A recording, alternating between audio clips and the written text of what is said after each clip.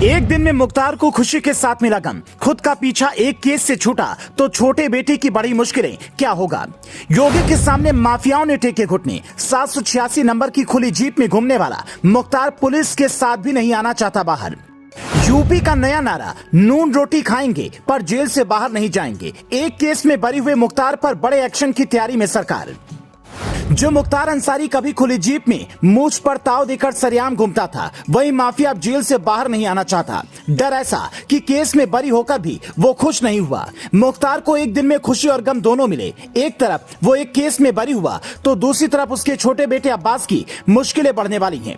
मुख्तार को पहले से ही जान का डर सता रहा है। कभी वो कहता है कि जेल में कोई जहर दे देगा, कभी राष्ट्रपति से गुहार लगाता है कि जेल में उसे सुरक्षा नहीं मिल रही है, कभी चाहता है कि जेल से बाहर ही ना आए। मुख्तार को एक केस में आजीवन कारावास की सजा हुई है। उसके भाई की संसद सदस्यता जा चुकी है, लेकिन लंबा हिसाब होना अभी बाकी है। सोचिए, 35 साल की क्राइम कुंडली, 60 से ज्यादा केस, 5 बार का विधायक और 8 राज्यों में फैला गैंग, फिर भी मुख्तार अंसारी को जान का डर क्यों सता रहा है? क्या वो 2007 की अपनी उस गलती को बार बार याद कर रहा है जब योगी पर आजमगढ़ में जानलेवा हमला हुआ और उसमें मुख्तार का नाम आया? ये तस्वीर उसके रौब की सारी कहानी बयां कर रही है। वो लोगों से खुली जिप्सी के ऊपर बैठकर ही मिलता था, लेकिन अब की यह तस्वीर बता रही है कि पाप का घड़ा भर चुका है और अंत करीब है। योगी बाबा ने कहा था कि माफियाओं की पैंट गीली हो जाएगी, लेकिन मुख्तार ने तो पहले ही हार मान ली है, क्योंकि जिन 60 माफियाओं की योगी ने लिस्ट जारी की है उसमें मुख्तार का भी नाम है। मुख्तार के ऊपर अतीक से केस भले ही कम है, लेकिन उसका रसूख उससे भी कहीं ज्यादा है। मुख्तार कोई आम माफिया नहीं है, उसके कनेक्शन विदेशों तक हैं और देश में राजनीतिक जड़ें भी बहुत गहरी हैं। उसका भाई अफजाल अंसारी अभी तक सांसद था। पूर्व उपराष्ट्रपति हामिद अंसारी भी उसी परिवार से आते हैं। मुख्तार अंसारी 18 साल से जेल में बंद है।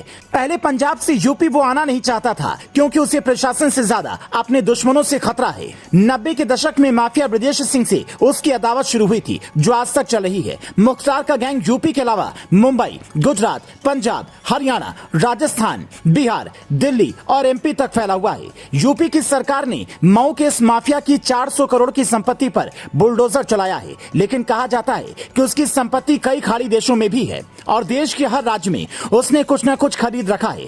मुख्तार की क्राइम कुंडली की लिस्ट एक बार अलका राय ने कोर्ट में सौंपी थी, जिसमें टुनटुन राय की हत्या रघुवारगंज में मुख्तार गैंग ने कर दी थी। टुनटुन बीजेपी का कार्यकर्ता था। गाजीपुर में जीकू गिहर की हत्या मुख्तार गैंग के लोगों ने लोकसभा चुनाव के दौरान कर दी थी। गाजीपुर में ही सोमनाथ राय की भी हत्या हुई, मुख्तार गैंग ने लोकसभा चुनाव के दौरान की थी।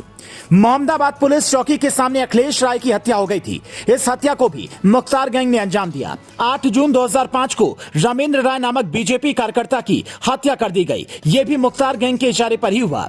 ब्लॉक प्रमुख रहे राजेंद्र राय की हत्या जुलाई 2005 में कर दी गई। ये राय कृष्णानंद के करीबी थे।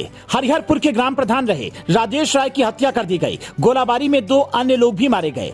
इन सब का आरोप मुख्तार अंसारी के ऊपर ही है, जिसमें कृष्णानंद राय वाले मामले में उसे उम्र कैद की सजा हो चुकी है और बाकी में हिसाब होना बाकी है। Bureau report, leading Bharat TV.